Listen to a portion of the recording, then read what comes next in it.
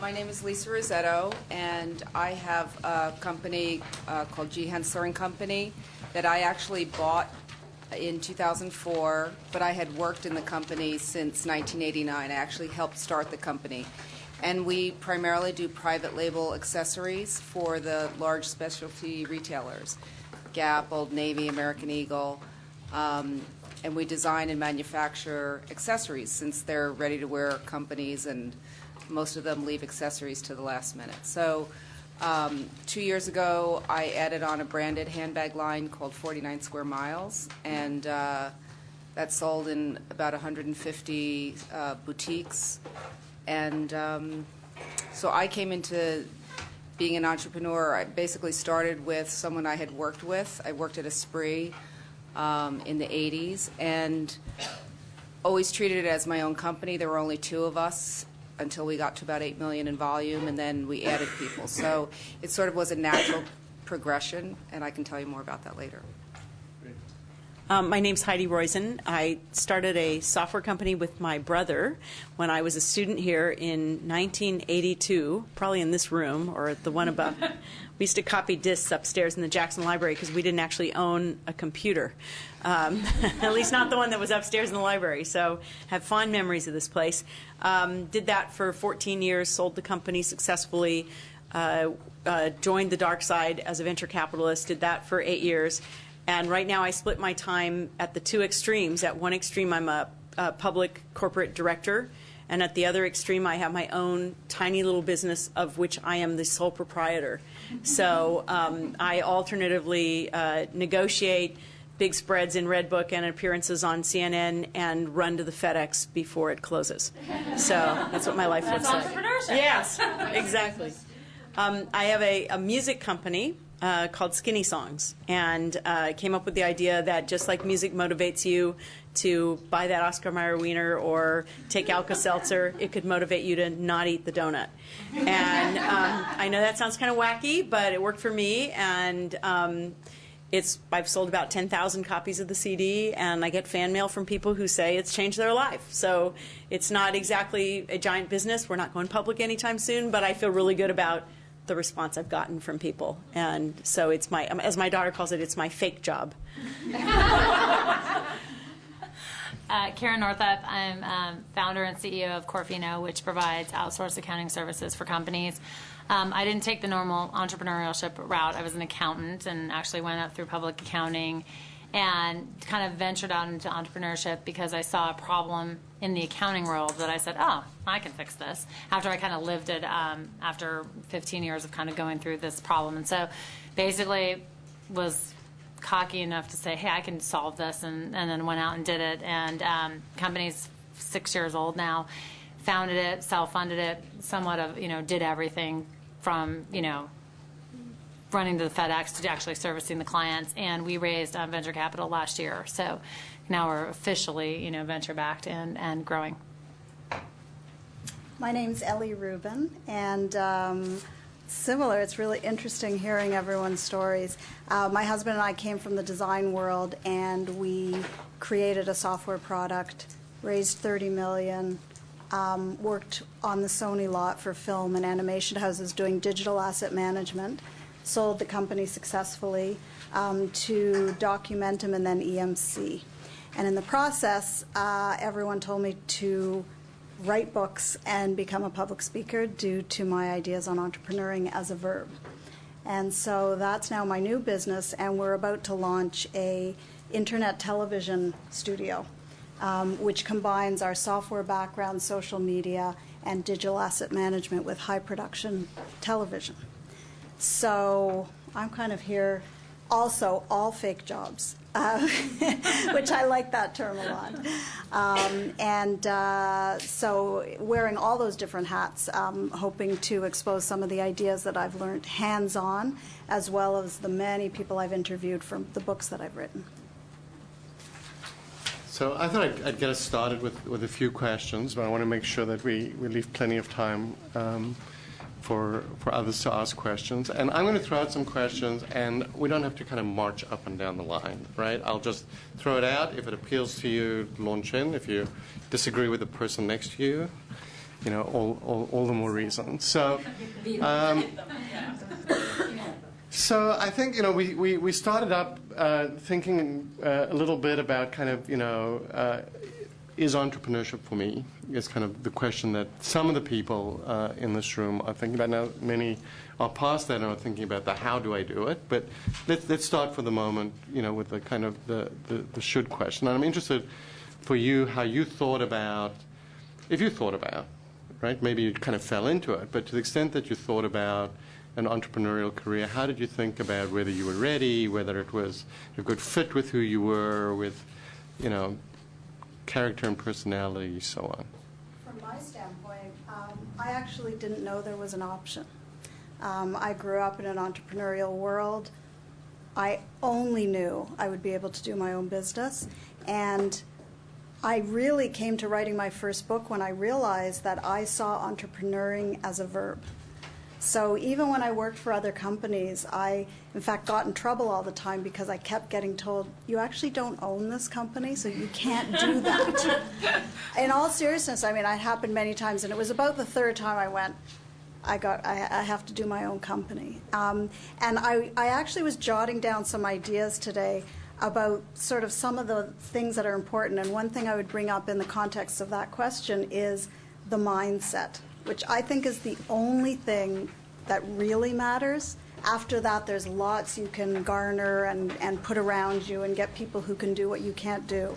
But if you don't have what I call magical realism as your basic way you wake up every day, then I think entrepreneurship's a very difficult route.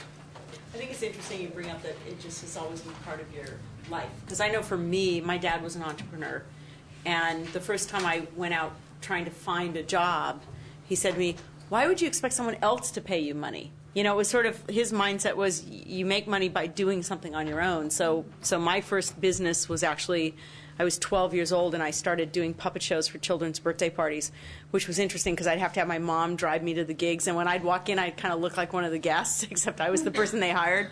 And I did that. I actually did that for 7 years, ended up doing that. And by the time I left that, I think I was making more per hour than I made for like my first couple jobs after college. So, it was kind of an interesting thing. But I think part of it is that mindset of see a problem, try to find a solution. I think that was interesting from the panel before, is I constantly have product ideas popping into my head. Every day I see something, I say, I wish it worked that way. And then I always have this moment where I go, I could build that. And then I say, no, that would be a bad business. But I wish that product existed because I would buy that product. So I think part of it is just knowing that you have that sort of the entrepreneurial mindset. I think the other thing for me, at least with my most recent venture, I knew I needed to do it when I woke up I'd wake up at 3 in the morning and I'd be thinking about all sorts of pieces of it that I needed to do to put it together. And I finally turned to my husband and woke him up, which he didn't really like. And I said, I know I need to do this because I've now decided that even if I fail, I need to do it. Which I think is a really great moment when you say, I've looked at failure in the eye, and that doesn't scare me anymore. I still want to go do it. And that, to me, was when I knew that I had to go do it. Yeah, I don't think I ever gave it a lot of thought. I always treated any job I had as if it was my own company, and I was always extremely responsible. And I, when it came to the point that the man that I worked for all those years was getting older, and I sort of was thinking he's going to retire, I sort of knew that I just had to buy him out, and there was no other option. So even though I took incredible personal risk, because I financed it all myself through, different methods, but it was never something that I sat down and wrote a list of pros and cons. It just I knew that was what I had to do. So I think when I was younger, I always sort of saw myself in that position, but I didn't give it a whole lot of thought. I think it was sort of just the way I came out, and sometimes, ignorance is bliss, I think. You just don't know any better, because, of course, now with the economy, it all sort of hits like, wow, there is a lot of risk involved. But I do think, you sort of have certain things that you're made of, and then, yeah. That's right. Yeah, I came at it, I mean, in accounting, there's not really entrepreneurs, so it wasn't sort of the career path. So I sort of, I was probably an entrepreneur young, similar. I was selling candy out of the duffel bag in science class and making money. And so I probably had that entrepreneurial gene, but I went through this, public accounting, this is what you do, and you go to public, you go to Cooper's, and this is what you do. You don't jump off. I mean, you may jump off and go to a client, but you don't go out and start your own company. And so I didn't sit down and go, this is what I want to do. I just said, oh, there's a problem, and I'm going to go solve it. And then I did it, and I didn't sit there and go, okay, if I do this, what's going to happen? And let me tell you, there is some substantial risk, because I wrote the checks, I wrote the payroll checks when we were short. And I talked to a lot of entrepreneurs, and they're like, well, I want to be an entrepreneur, but I got to figure out what to do. And I'm like, it's probably not going to work. Like, you kind of have to have the passion, and it's in you, and then you do it. I'm skeptical of people that say, I want to be an entrepreneur, I got to go find something to do. I don't know if that works. It's more of you find something and you have it in you, and then you go and solve the problem, because it's tough. I mean, I don't think anyone's here is going to say it's easy. I mean, it's tough. I mean, you wake up every day, board members, VC, whatever you're doing, someone's going to tell you why you're going to fail every day. Yeah. And you have to somehow go, heh, and just say, I'm not listening. I'm going to move forward. So it's a really tough path. And when I left, accounting, and I'm like, oh, I'm going to go start an accounting company, and I'm going to raise money. Let me tell you, really. I mean, venture guys don't typically fund accounting companies, and they certainly don't fund people businesses. And I have both. So, I had to go against some pretty significant odds to even get checks written from an angel and then a venture capital perspective. And so, but you can't really sit down and go, if I wrote the list as an accountant would have of all the reasons why I should and shouldn't do this, I would have never done it, because the list is huge. And so I came out of a different space where I had an entrepreneurial gene, but I didn't think I would necessarily be one. Well, I was just going to say, one thing I would say is, I don't think you need passion. I think you need obsession. Yeah, I do write this in the book, because passion, sometimes you're passionate, but if you're not to that point where it's almost like it really is a bit of a personality flaw. I'm really serious, because to be able to say, like, just watch me. You don't think I can get the funding? Just watch me. That's not passion. That's sort of like, you got something else going in the engine. Sure. And, and I don't think, and if that is scary to you, or that's just a little too imbalanced, or whatever it's called, I do believe you have to be able to look at that and then find your own version of it. It might not be that dramatic, but it has to be somewhere in that range between passion and obsession, over the edge until you find what is yours, because you need that. Actually, so one of my colleagues, Charles O'Reilly, who some of you will know, is a cognitive psychologist and has actually studied that. And so the cognitive psychologists have measures for everything, but they can measure obsessiveness actually. And if you regress kind of success on personality traits, it turns out that intelligence on its own won't help much, and obsessiveness on its own won't help much. But the interaction of obsessiveness and intelligence, you multiply the two, and that determines everything. So. Can you leave that on my husband's voicemail? Yeah, exactly. So going to the other side, I mean, having done it, if you think about, for people who are contemplating it, what are the pros and cons of the entrepreneurial career path versus more conventional career paths? So it's exciting. Risk? I mean, financial risk. I mean, I think that's the biggest thing that I think people don't think about is, well, they do think about it, is how long it's going to take you and how much it's going to cost you. It's just like building a house, right? Twice as long, twice as much money, or more. And so I think that you have to be prepared. I was talking to, it's funny because I just met with a couple of recently minted Stanford MBAs who are trying to start a company, and they had raised some friends and family money. And I said, are you prepared to still have a relationship with those people when you lose all the money you just raised? And they said, we're not going to lose the money. And I said, statistically, you will lose all the money. And so if you just took Uncle Joe's retirement fund to start your company, I want you to think about what it's going to feel like when you tell Uncle Joe he's never going to see that money again, because it is risk. And if it's not your own personal financial risk, it is the emotional risk of doing that. So I just think you have to be very comfortable with risk.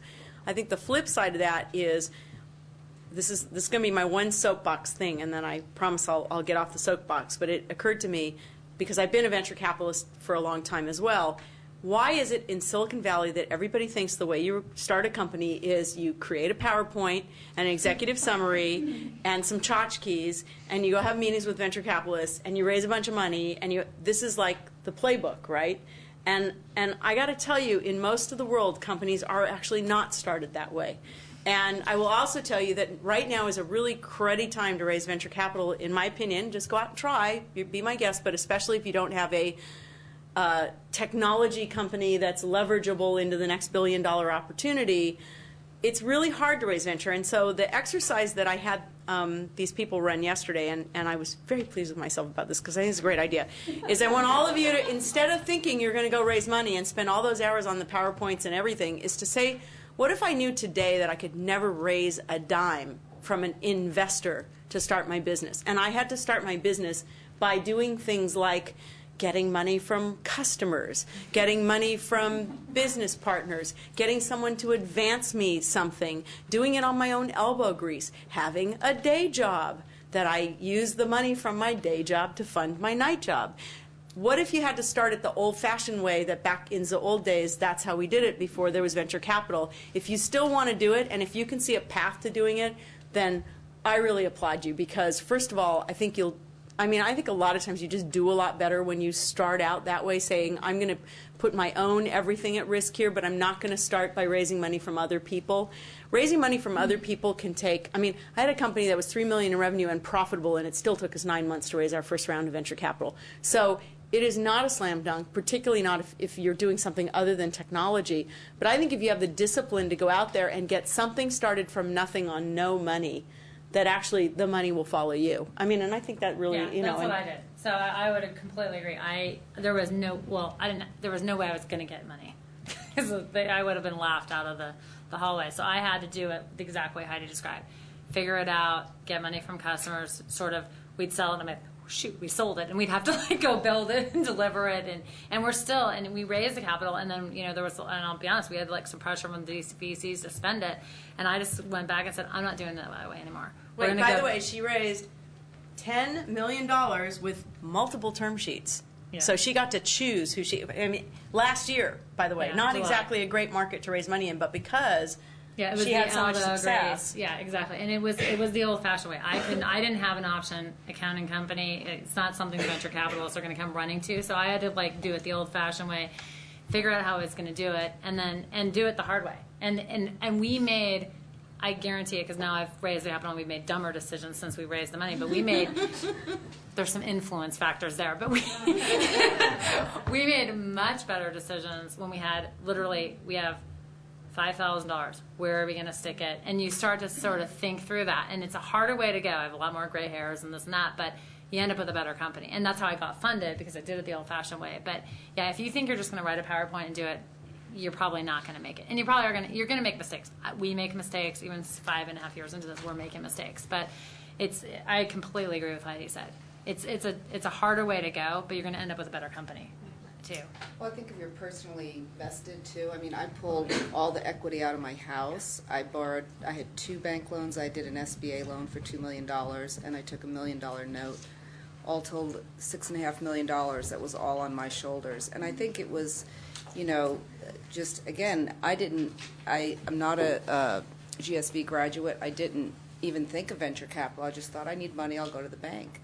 And in the end, because I'd been with the company and I talked them through it and I knew the company inside and out, I had 5 banks that were ready to write checks, and I got an SBA loan for $2 million with a 30-day close. So granted, that was 2004, but everyone else told me that I couldn't do it, including the man that I bought the business from. And so I think it's that thing when someone says, oh, no, you can't do it. It's like, oh, yeah, just, wait till I'll figure it out. Give me 3 months, I'll figure it out. So I do think, because it was my own money,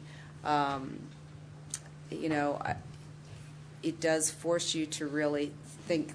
That makes the decision for you. Are you really willing to risk everything to do something? So I love how we started with mindset and then immediately went to money, because that is the reality.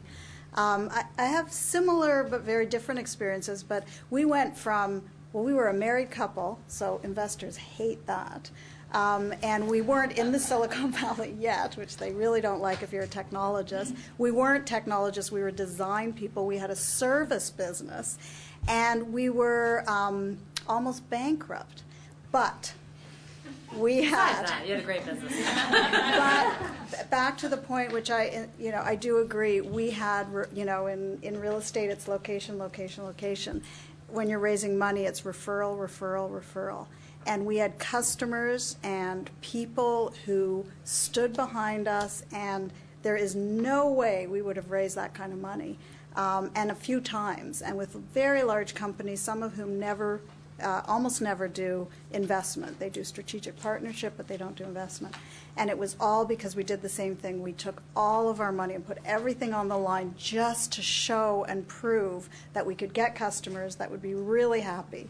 And then we just needed more money to stay alive to get to the next phase, which is similar, feeling. So there was some chuckling earlier when we were doing introductions, and somebody used the words work-life balance and entrepreneurship in the same sentence.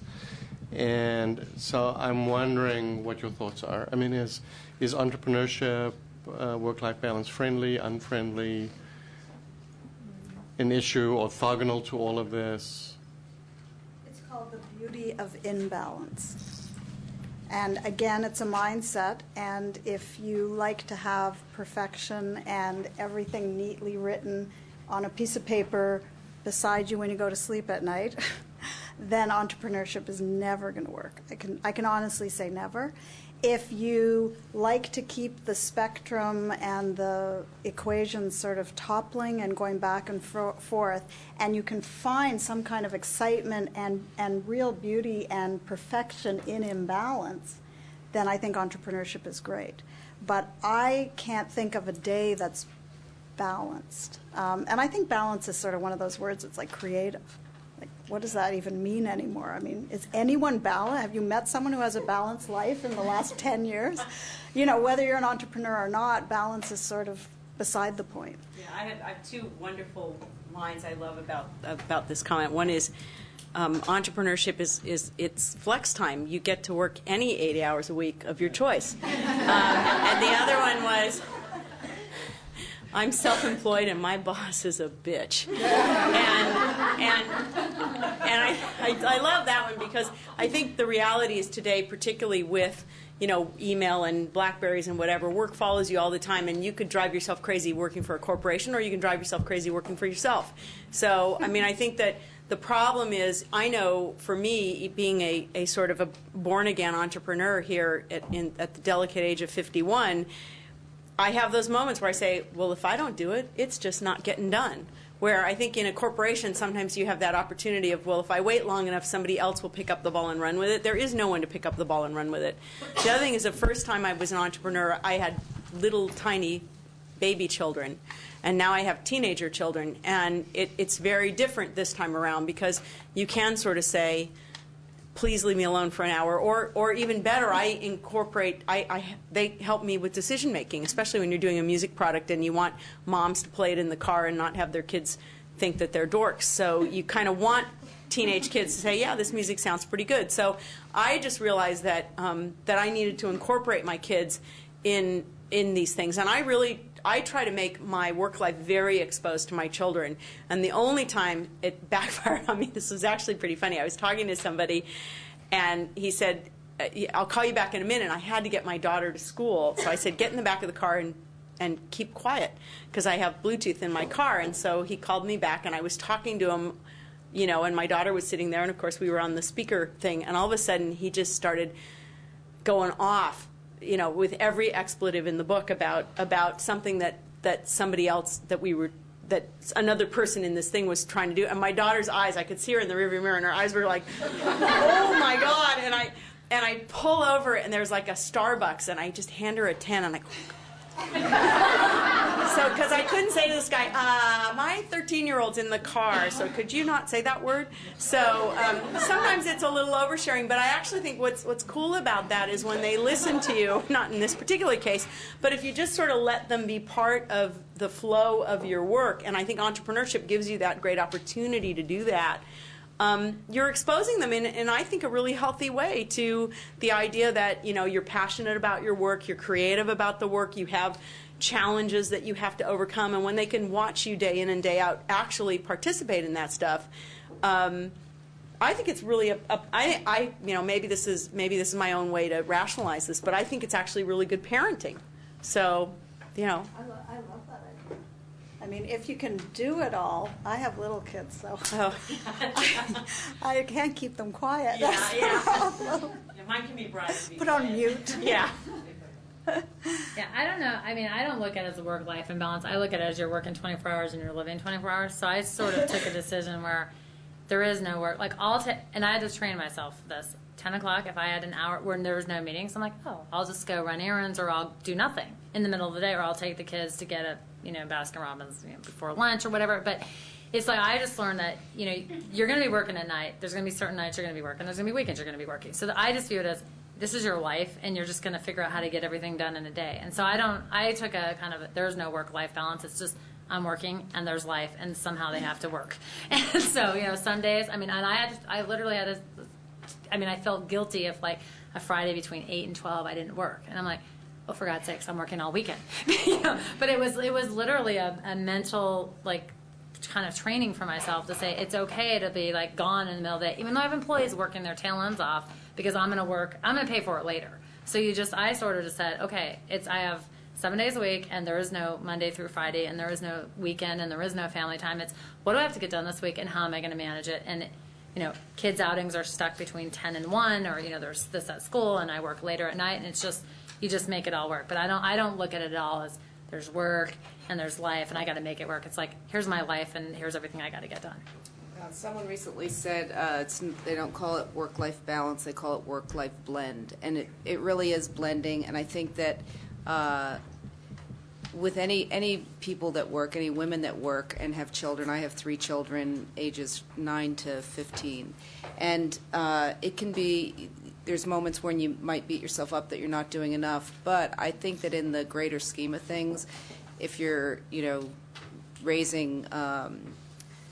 raising children that are going to go into the workforce, both men and women, I think you have to really, what I try to do is set a good example. And, certain things are important. I pick my spots. I'm home for dinner every night.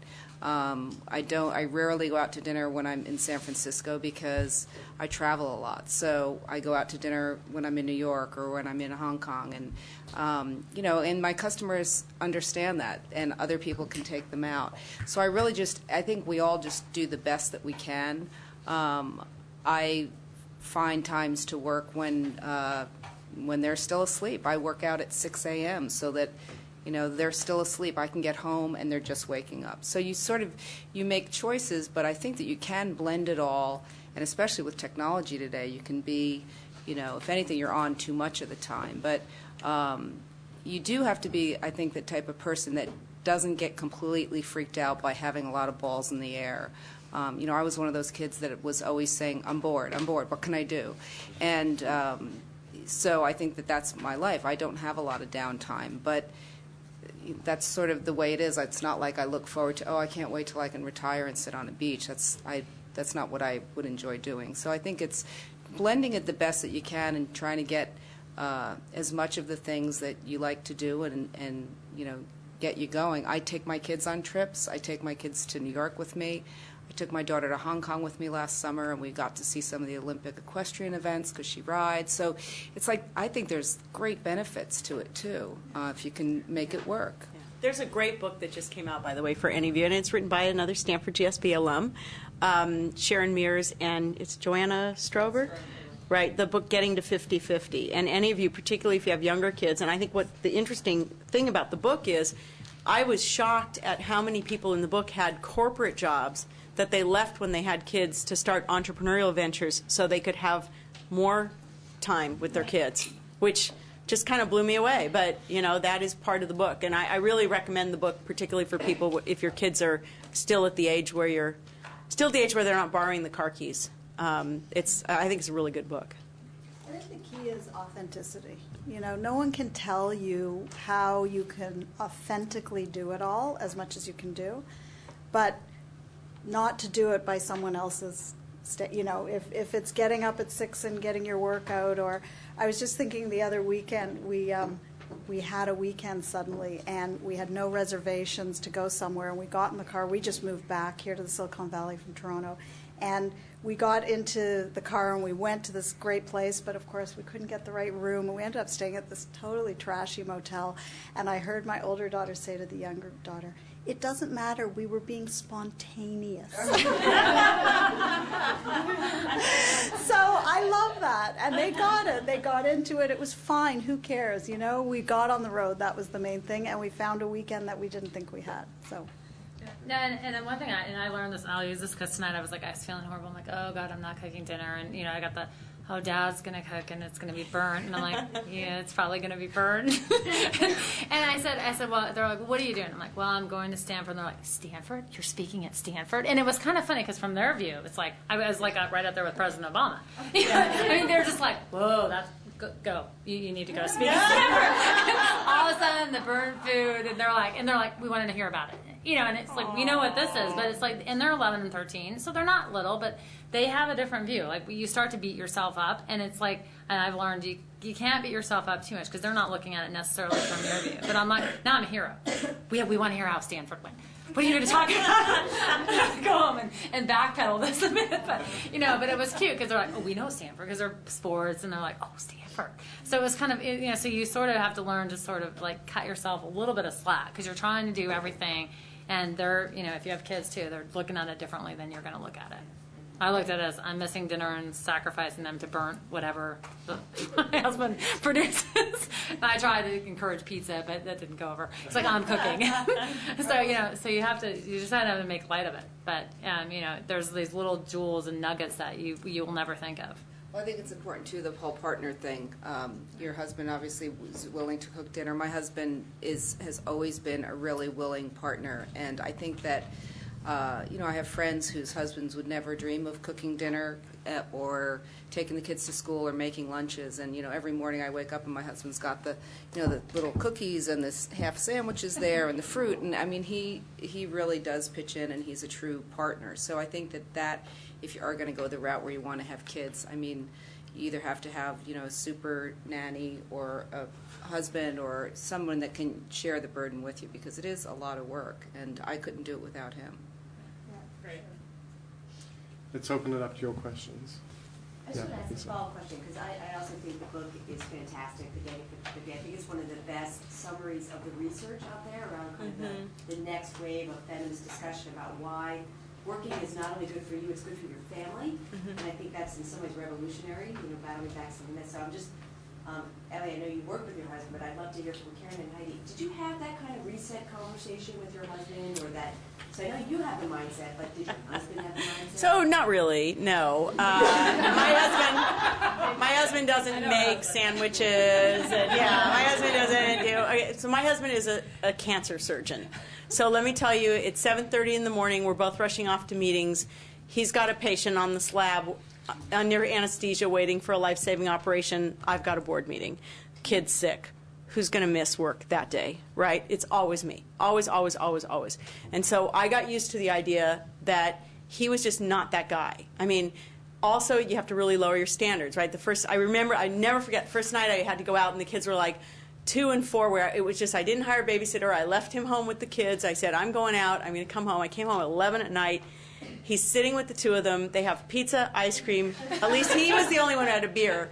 And they were watching Terminator. They were watching Terminator. So I was like, okay, you know. So I mean, so for me, number one is sort of the lower your standards thing. It's like they're not going to. And his comment as a doctor, he always says, "Oh, kids, they're hard to kill." And so it's kind of true that. I mean this in all seriousness, is you have to give up your, and the book covers this too, is give up your idea that it has to be the perfectly healthy meal and whatever. It's not going to kill him to have pizza one night. I actually wouldn't even kill him to have beer one night. So I sort of felt like, okay, he's going to do that. The other thing is I definitely believed in getting other help, right? So while he was not helpful in that way, he was super supportive of my career. He never said, you shouldn't work, you should be home, you should. He felt bad when he said, okay, you have a board meeting, but I have a person on already under anesthetic. I got to go. So we got that, but he's always been really, really supportive of everything I've done. And so I think attitudinally and financially, where he's been willing to say, believe me, when I did this crazy venture, and I said, okay, I'm going to take a whole bunch of money that I've saved and spend it on an album, he's like, okay, I understand why you're doing it, and I applaud you for it, and he's always been super supportive. So I think a lot of it just has to do with attitude. Yeah, I would agree. I mean, I've got, he tries, and it's great. You have to lower your standards. You come home and you're like, you did what? It's like, you just have to let that part of that go and learn how to be okay with that, because you can't be there. But also, too, I completely agree with the supportiveness and the attitude. I mean, I don't think you can do this if you have an unsupportive partner, because I'll be honest, you're going to end up shortcutting them too. I mean, there's days where I'm like, yeah, I'm too tired, or I just can't go, we can't go to dinner. I mean, I did it 2 weekends ago. I'm like, I'm so exhausted. I just flew around the world in, 48 hours, and I know we were going to go out to dinner. We don't, the kids are gone. I can't, I just got to go to bed. 8 o'clock, I was in bed sleeping. And, and he was okay with it. Now, granted, I was probably feeling worse about it, but I don't think you can do it if you have a non-supportive partner, whatever that may be, whether they write the checks or whether they step in or do it.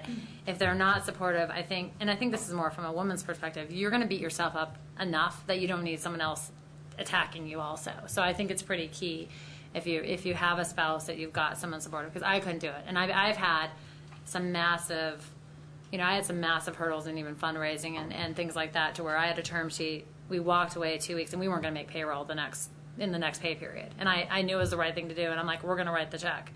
That required his buy-in, because I was saying no to a VC to go after some other stuff. And I mean, to make the decision you have to make for the company, you've got to have that support. And so if you don't have it, I don't know how you do it. I really don't.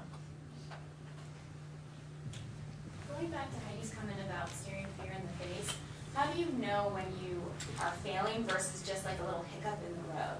We study a lot about success, but we know much less about failure, and how to know, when's the quitting game versus when to keep trying to keep making it work. It's such a great question, and I wish I knew the answer, because I think, the problem with this is I can tell you that sometimes I'm really glad when I realized that something just wasn't going to work, and I could be really thoughtful about it, and other times, it's always darkest before the dawn, and you kept pushing, and then the thing worked. And I guess the only thing that I would say I've done recently is I've tried to, this goes back to a class I had here that Michael Ray taught about just sleeping on it.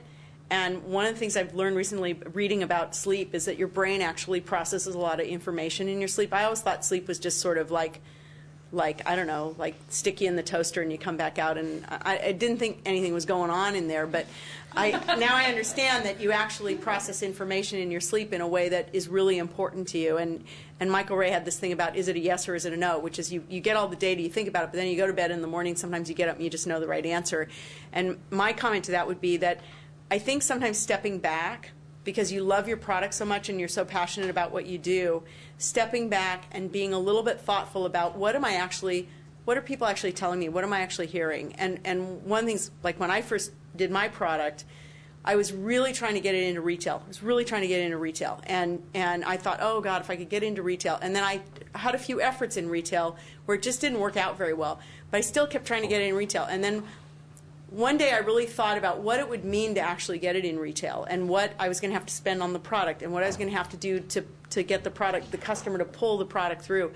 And I sort of thought about it from I detached myself from it. I said, what if I was the venture capitalist on this, and somebody just came to me and said, I need $1 million to build product, and I would really play this through. And then I slept on it, and the next morning I got up and I said, this is not a retail product. It's a consumer pull product. It's a media product. 50% of all book and CD sales are now, and music sales are now on the internet anyway. So I cover 50% of the market for zero cost, and the other 50 is going to cost me like $1 million. Forget it. It's just not worth it. So Did I make the right decision or not? I don't know. I feel good about the decision. I didn't happen to have the $1 million anyway, so it was a really good decision. But I think that, I mean, I wish I had the great answer to that, because I think it's really hard to know when's the right, how to be objective about your own baby, which is really hard. I think patience is very underestimated. Like, entrepreneurs tend to be super A-type, high energy. You're always doing, but I always call it being a long-term doer. So it's the juxtaposition of, like, you're doing, you're in the moment, you're so close, you're so, you know, hands in the dirt, doing it all. But you've got to have a sort of diffidence. You've got to have a bit of a, you know, patience, super patience, even though all you want to do is just push that ball over the line. And I have found that analogy, even just that image of just standing back and just pushing back from all the doing. And, you know, it's kind of like traders, you know, it's the worst thing is to do a boredom trade. I mean, today is, that's just, you know, beside the point. But, you know, a boredom trade, if there's nothing going on, shut your computer off and go for a walk or go to a movie. It's kind of the same thing. When you're really afraid and you're not sure you're going to make the right decision, you got to just walk away. So, I mean, one of the things that I think is interesting in this space is we tend to think in terms of success and failure, but there are much worse things than failure, and there's these in-between states, which I call the walking dead, you know, where 10 or 11 years later, people are still waiting for this thing to turn. And, you know, and these are our graduates. I mean, these are people who, you know, with incredibly high opportunity cost, and, you know, he's still living with his mother, or you know, or she, you know, sharing a rented house with, you know, students in the other 4 rooms because they can't give it up. And that's a much worse outcome than failure. And one of the key characteristics of a good entrepreneur is, you know, we talk about the passion and the drive, but it's also knowing when to walk away, because it's just you're not going to turn it. But also knowing what place it has to have in your life. Like when I decided to do Skinny Songs, part of the reason I didn't involve anyone else, neither as a partner, an employee, of money, nothing.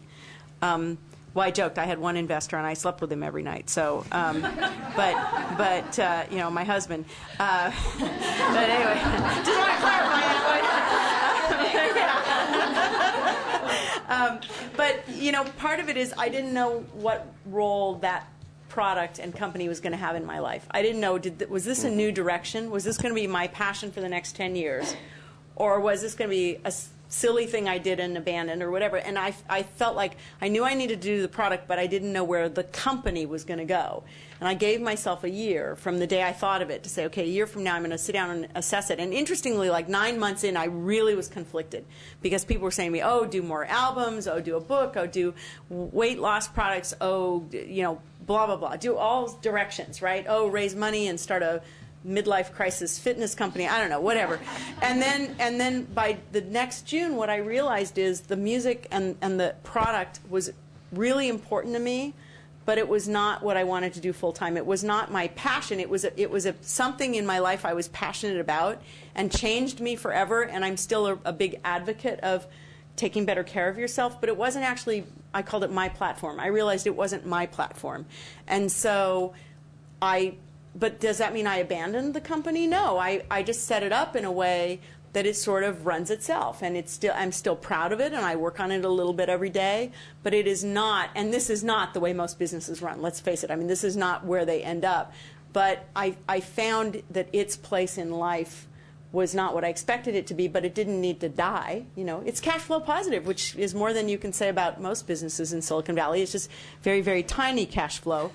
But, and then I realized that what I missed about venture capital was actually the collaboration with the team on moving a company forward. But I didn't want to go back into venture capital. But I said, well, that's really what you do in corporate governance if you do it right.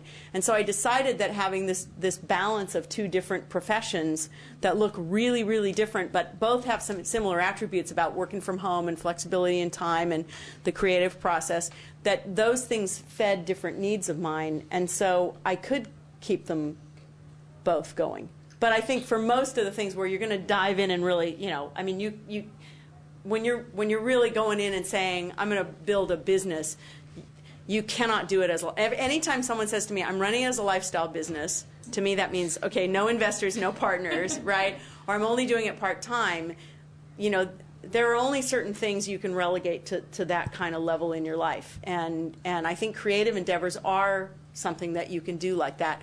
But I think it's really hard to be an entrepreneur and only spend a little time on your business. I think that'd be hard. And to that, I mean, what I did is, you know, I'm 24/7 thinking the business, and what I did to kind of determine success, failures, because I was just going to drive and say, I'm going to do this.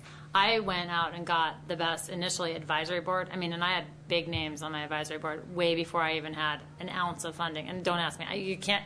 My theory is you might as well ask. All they can do is say no. And then I basically, you know, sat down with them, you know, on the phone. I'm thinking about this, and they'd be like, no. Very bad idea. Or they would ask me the questions enough to challenge my thought process to say, is this the right? They didn't say necessarily no or yes. They started asking the right questions to say, have you thought through this? Have you done this? And so for me, my kind of gauge on success and failure was if I talked to my trusted advisors, whether they were formal advisor board or whether they were just mentors, if they were all sort of saying one thing, or if they were all saying really bad idea, then I said, maybe we shouldn't go that way. So I'd say that was one of the keys to my success. That I surrounded myself by a really good group of people to sort of balance things off of, because I was going into very uncharted territory, somewhat disruptive space, telling people, hey, fire your accounting department, hire, you know, a company. And so it was very, you know, it was risky and somewhat nerve-wracking. And so I used the best people I could. And I had some pretty high-level people that stepped up. So I'd say that's pretty key on just managing success and failures. I just have a question on that. You know, because you sort of said two things, and I'm interested in how you balanced it. Because, you know, on one hand, you know, you were doing something very different, and you had to really believe in your idea. You had to believe in your idea. Mm-hmm. Those are the words. And yet you recruited early on an advisory board of high-powered, good, smart people that you trusted. Mm-hmm. And so, you know, there's the listening, and then there's the I'm still going to do it anyway. And how did you balance that? Because that isn't, I mean, that's really, in many ways, I think you can produce greatness out of that. But man, how do you get through that? Yeah, that's really a point to it. Because, I mean, I'll contrast that clearly with the boards. And I have VCs, lovely, but very opinionated. And so, you know, they tell you, this is how you do it. And you sort of have to do it because they wrote a check. Prior to that, I didn't have checks. So my advisory board was completely uninvested. So if I instinctually, and I can't tell you, I went with my gut. I mean, I don't know how else to explain it. I mean, I would sit there and it's like, what is my gut telling me? Because I live, breathe, it was my passion. So I took advice, and then I said, what is my gut telling me to do based on this, you know, external feedback? I think it's, especially if you kind of go the old-fashioned way, you don't have to listen. You can listen, and you got to choose what you want to do. I mean, I agreed to do some stuff by a suggestion of the VCs, and it wasn't really an agreement. It was, you will do this. And I went kicking and screaming and saying no, and sure enough, now we're not doing that anymore, but after we failed, right? So the benefit of kind of going the old-fashioned way and not taking the money is you get to make those decisions. You can take advice. You don't have to listen to it, but if you're smart enough and disciplined enough, you know, to not say, oh, they don't know what they're talking about. And I put people like, I was an accountant. Okay, 0 sales and marketing. So I put people that I really couldn't have contradicted, right? So it was sort of like, I don't really know sales and marketing. These guys have grown billion-dollar companies, so they probably have some expertise that I don't have. I didn't necessarily ask them about some of the accounting stuff, right? Because then I would have had this internal conflict of, do they really know what they're talking about? You know, now we're talking to, you know, bigger accounting people, but you know, I surrounded myself with people that had different backgrounds, so we wouldn't necessarily conflict. And they were mature enough and had been there, done that, so they weren't out to prove something. And that's another thing of kind of getting advisors and mentors is don't get someone who needs to prove something. Because if they've been there, done that, they're just there to help you and no other reason. And you give them some stock and they're happy and they're not banking on retiring on that because they've already retired or, you know, whatnot. So it is a tough balance, but the way I did is I just picked people that didn't, quite frankly, wouldn't have challenged me in the accounting world because I felt like I know accounting. And I have my vision, and here's how we're going to do it.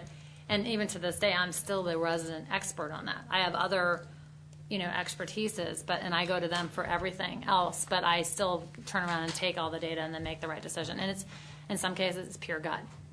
And I can't people are, how'd you? I'm like, it was pure instinctual. And we just made a change. We're going from working with really early stage to mid-market. So from pre-revenue to maybe 5 million to now 25 to 200 million, and we just closed, it will be announced in the next 45 days, but 3 $200 million companies. Wow. So, and let me tell you, no one thought that was a good idea. How are you going to go from working with pre-revenue, early stage companies to a $200 million well-named company? Oh, we're going to do it. And we just figured out how to do it. So, I mean, you kind of just have to go with your gut. So we'll be PRing all this in mid-May. So, you kind of, and it was listening even to, my VCs, which had their very strong opinions on certain things. And they were like, do this, do this, do this. I'm like, it's not the right thing. And then I went back and came up with the right answer. And now, knock on wood, it seems to be working. So it's a tough discipline, but especially when you take their money.